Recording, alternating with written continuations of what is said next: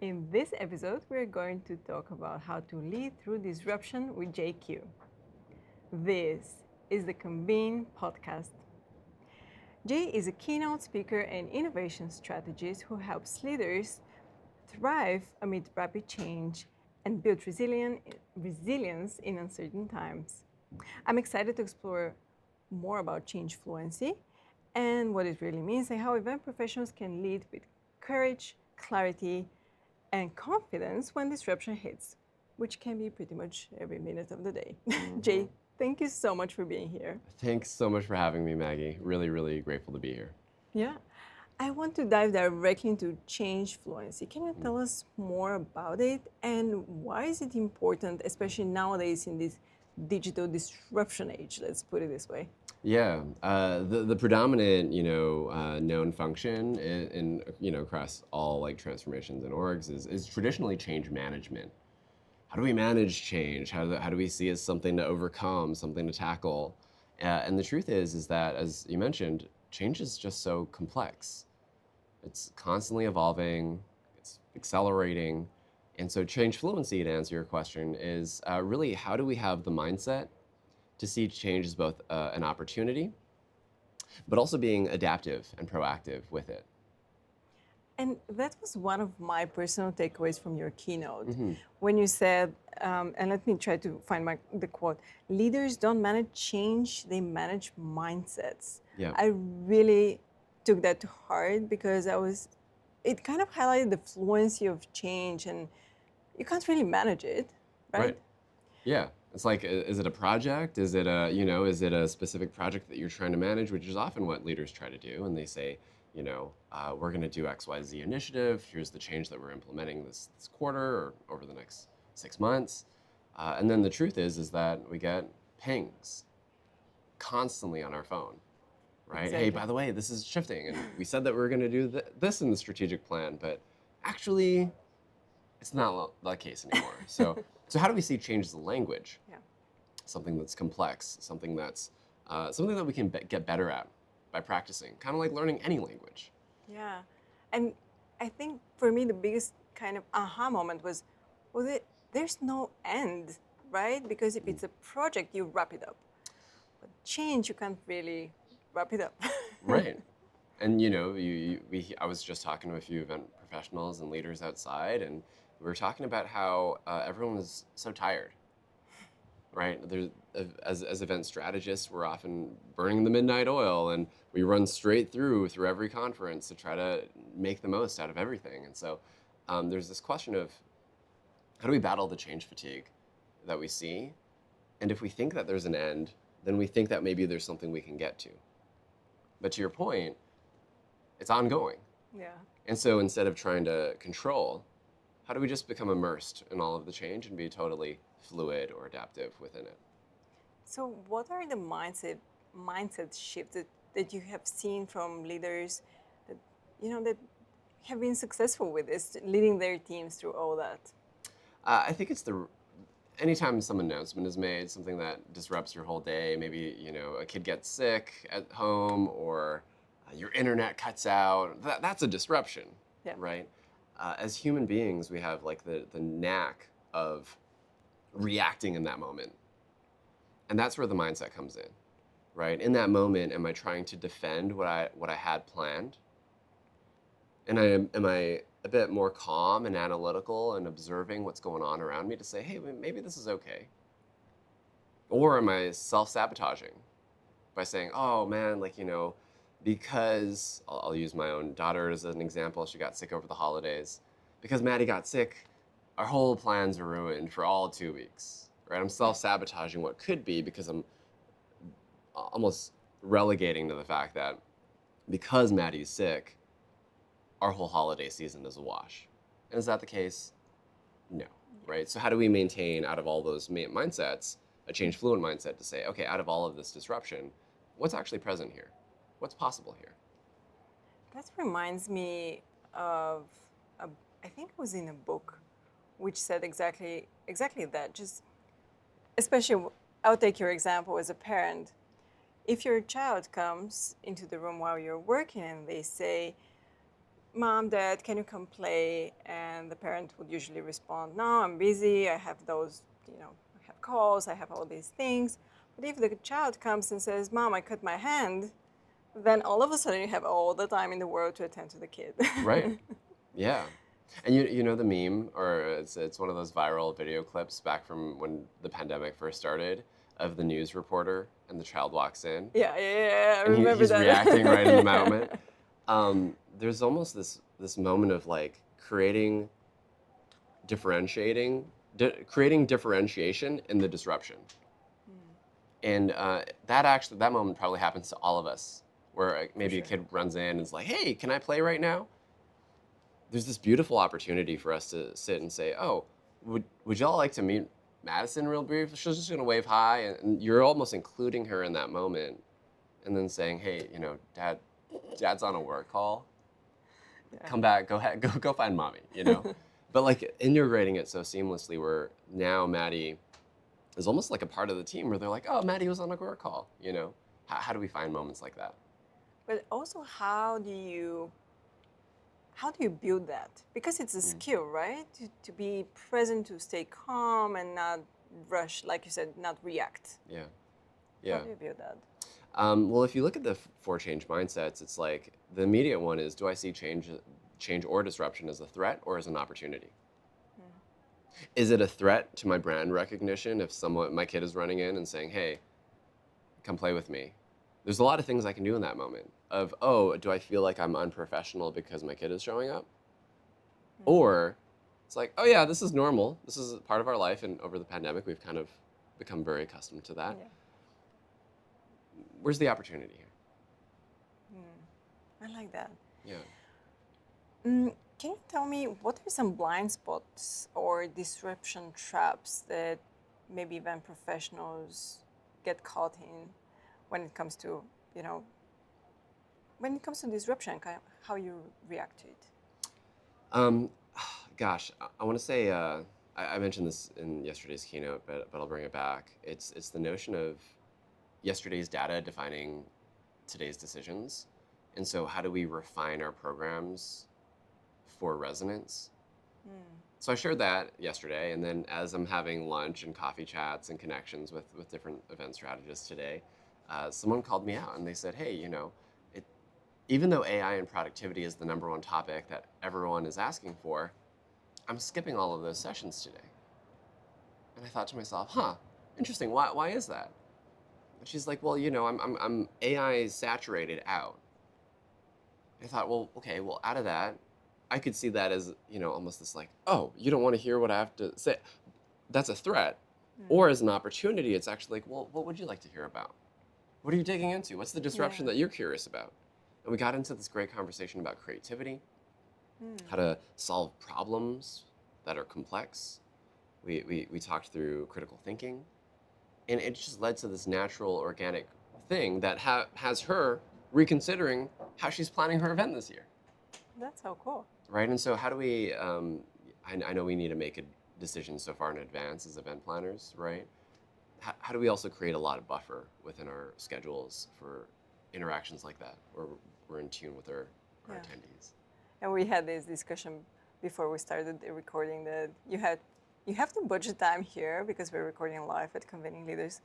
Just walk and be stopped by people and have chats because that's why we're here. It's not to rush from the one session to the next, but to connect with people. Yeah, the magic is in the in-between, Exactly. right? It's yes, there's a lot that we can learn in the sessions, I hope, right? That's our hope, we all is hope. to be, right? And so, and yet some of the most memorable moments are sporadic.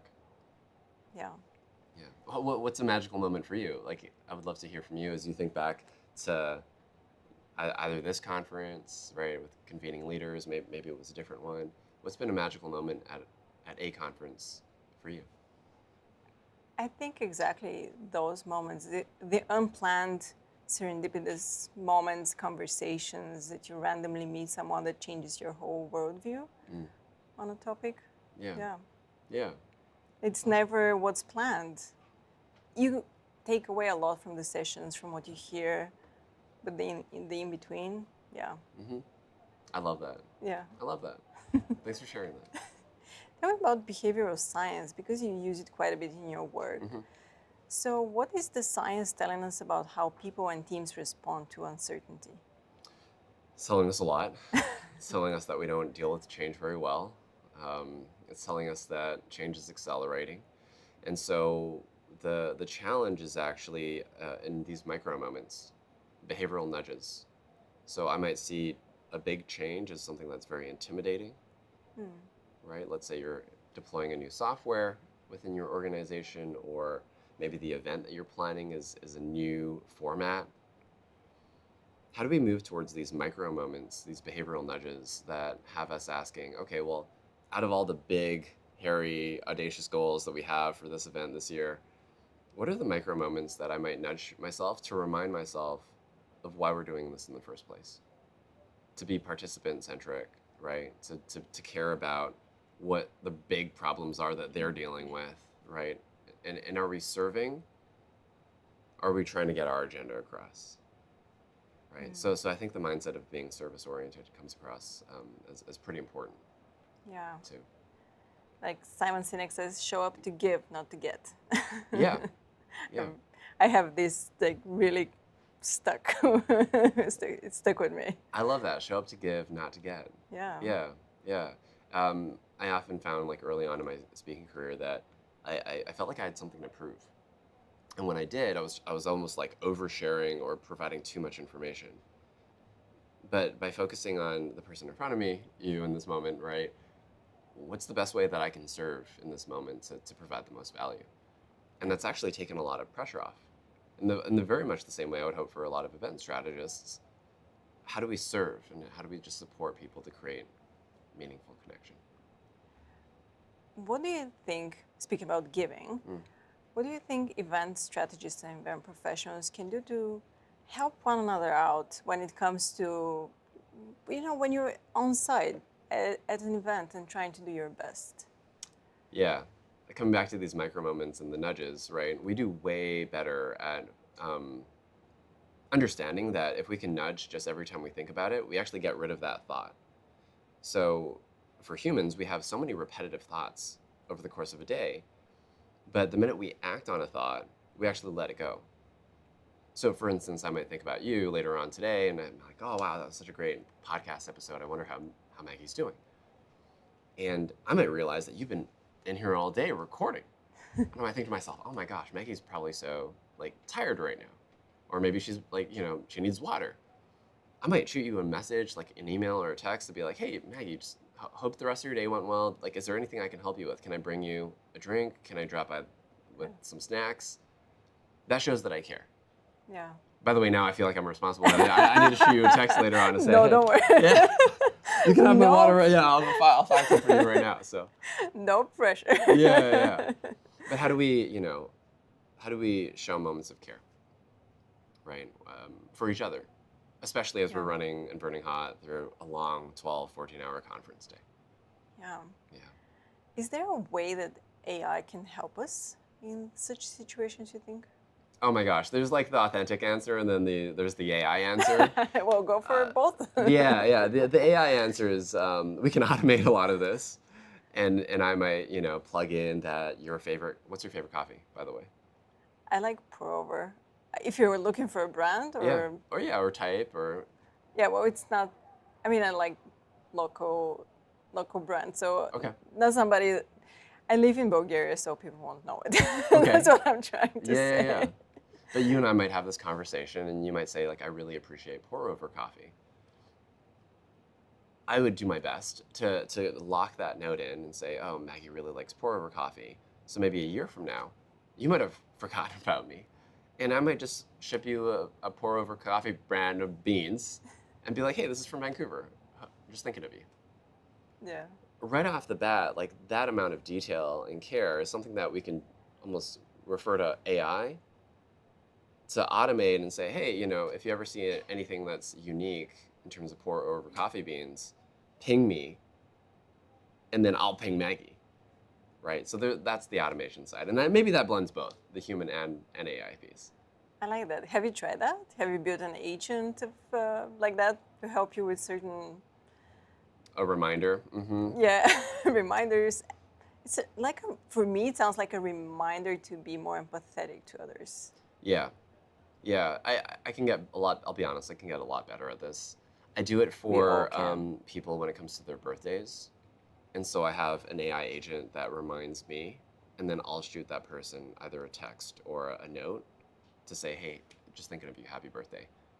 Um, I don't want to almost like release that to have AI message you because then it feels disingenuous, right? To be like, happy birthday, Maggie from Jay, and it's not me, it's my agent. So I haven't done that. But it's almost like, can I get me up to the point where I can then physically just take action? Even though I know AI can do it. We've been debating about this actually from the point of view of writing handwritten notes, especially with the book launch. I'm like, oh, it's way faster for me to just ship you something via Amazon and plug your address in and ship you a copy of my book. And it was a conscious decision for us to say, wait, no, we're not going to do that. AI can do that better, or it's automation. We can do that better through Microsoft Forms, et cetera. But I'm going to take the time to physically write something and get carpal tunnel because I think and I believe that that'll resonate better with you. Yeah. And I might be wrong, but No, that's a stake in the ground. No, you are right that all these moments right now are really much more appreciated. When you see something physical, or it will be. I was just thinking when you were saying if an AI would message me for my birthday and it wouldn't alert you, and then we would have a conversation, and I would be like, you would just talk to me like it's a normal day, not knowing I have a birthday. Right.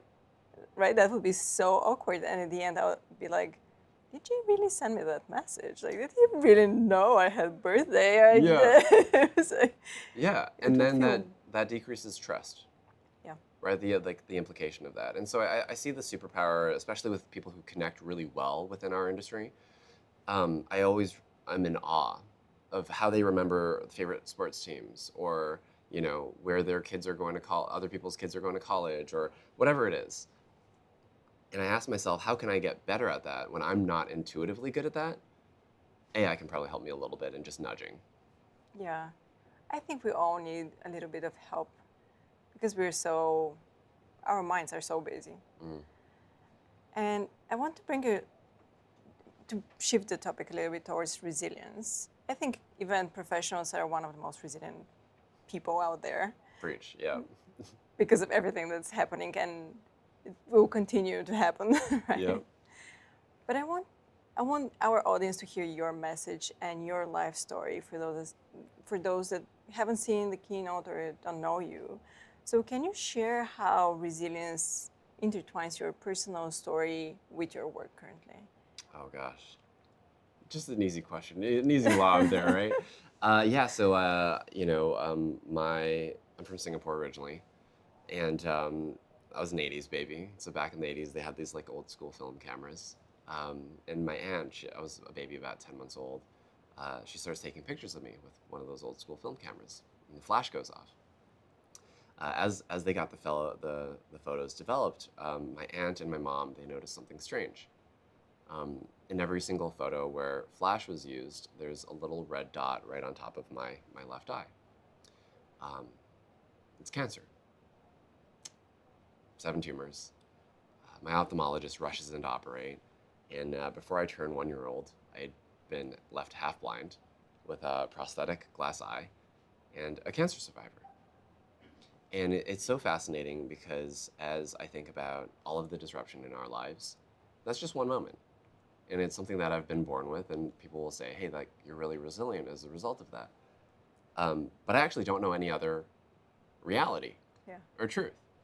I think what that's led to in terms of bridging my work is I don't know what limits there are that are like almost like placed on me. And so I'm just going to act in a way that continues to drive, my hopes and my aspirations forward. And as I think about what the tie-in is for event strategists, we almost don't know how resilient we are. To your point, we've been hit with tariffs and COVID shutdown and shifted us all virtual. And then the economic uncertainty of the world right now, and buying and supplying, and costs are going up, and there's so much that event strategists have gone through over the past like 5, 6 years alone. Yeah. Kudos, right? And at the same time, do we realize that? And you're like, yeah, that's just a normal Monday, Jay. Like that's like we're totally used to that. And I actually remark at how resilient event strategists are as a result of that. But I would argue that probably most people in the room don't see themselves as highly resilient. They probably see themselves as like, just, yeah, we're adaptive. The minute I drop change fluent on the screen, they're like, yeah, we see ourselves in that. You know, and so all kudos to the events industry. What can make event professionals even more resilient, do you think? I think a bit of levity is needed in this world today, a bit of lightness. Everything feels heavy every time I open my social media. If it's not a meme, it's a war announcement, or someone, you know, some sort of president's experiencing something. As I think about what helps us be more resilient, I think it's introducing a lot of play into our work. I just got out of the Disney session, and they're talking about how they were just playing around with whatever they had in front of them to create moments of this really powerful experience for attendees. But it wasn't because it was like really serious and we have this conference that we need to do, and how do we make this event the best thing we ever possibly can, where there's a lot of pressure. Yeah. It's actually this notion of like, what can we create today? How do we design something that's fun? How do we have fun with this, you know?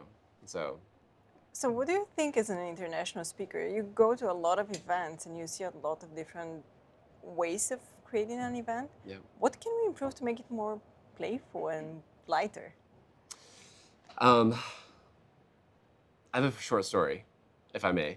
Absolutely. It was the most memorable event I ever had at a conference, and it had nothing to do with the programming.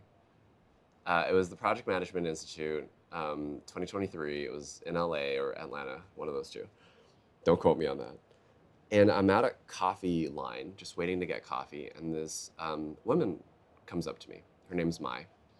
She says, "Hi, I'm from Australia. I'm from Melbourne." I'm like, "Cool, that's a very cool accent." And she's like, what would you like from my bag? And she has this bag that she's carrying with her with all these goodies from Australia that she just starts pulling out. One of those things that she pulls out is a bag of a packet of Tim Tams. Do you know what Tim Tams are? I know. I've heard of them. I've never tried. They're chocolate wafers. They're like yay big. And I light up because one of my favorite moments with one of my former roommates was, who was Australian, was a Tim Tam slam. It's this habit that they do. It's this fun routine where like you bite off 2 corners of the Tim Tam, and you stick it into coffee or tea, and you chug it through the straw, and then you know, slam back the Tim Tam and the drink. It's the most amazing experience in your mouth. Like, anyway, don't quote me on that one either. But pretty soon, Mai and myself started rallying like 20 people around the coffee table to do Tim Tam slams. That's so fun. And it was one of the most amazing things. And so oftentimes I think like our participants actually bring so much of the fun. Let's give them space and time to do that, just to be themselves. So there's a lot of nuance in the unknown. We can plan and we can organize and we can strategize. And at the same time, some of the most beautiful moments just happen when we are just being ourselves, like Mai was being herself. How would you react if somebody books you for an event and just tells you, just do whatever you want to do? Figure it out on the spot. Would that be weird? I would love that. Yeah? Yeah, we do a lot of like pre-discovery interviews. And I actually prefer that they're at either end. So right when we book the event, right, maybe it's 6 months out, 9 months out. And then a few interviews that are like maybe 30 days out. The reason why is I want to hear about their change challenges that they're going through now, today when we make the booking. And then I know that things are going to change. So how can I, you know, triangulate by getting a sense of today? Let's say it was like 30 days out from the event. What's going through your minds today? And the more I can interview attendees, participants, leaders to hear their point of view, the more I can fully customize a keynote that isn't about my message. Yeah. I'll provide a framework that's loose and there's tactical takeaways and all that fun stuff. And here's use cases for AI. But it also places me right into their shoes of what are the problems that they're facing right now. That would be my biggest hope. I love it. So tell me now that we're just beginning 2026, what would you recommend to event planners who want to start, a bit looser but ready for the challenge ahead? What's that one mindset shift or a habit that they can start building on for the rest of the year? Yeah, mindset shift would be the notion that change doesn't happen to us, change happens through us, right? that. So when we are hit with disruption, yes, we're going to have that immediate reaction of like, oh, this is happening to me. What do you mean my AV costs or my venue food catering is 30% more? What? We're going to have that reaction, and that's going to be very much a mindset acknowledgement of, okay, this is happening to me. And then there's the, okay, now what? How do we shift from what's present to what's possible, right? And so having the mindset shift from that change happens through us is all about asking, okay, what's present, the disruption, to now what's possible? How do I differentiate this event based on what I have in front of me? I love it. I am taking that for myself as well. Yay, amazing. Was there anything we didn't mention, but we definitely should before we wrap up? Oh my gosh. I think we covered a lot. We covered a lot of ground. I'm trying to think of if I have anything wise to say, and I'm like, no, I don't know right now. So yeah, well, we could. That was an amazing conversation. What were some of the takeaways for you? I think your last recommendation, I'm definitely taking this to heart, for sure. I mean, the realization that it goes through you, not things happen not to you, but through you. I mean, I think that's very powerful. Yeah. And by the way, I'll definitely put a link in the show notes to your book so people can get it and read more. I appreciate that. Thank you. Well, thank you for making the time and being on the podcast.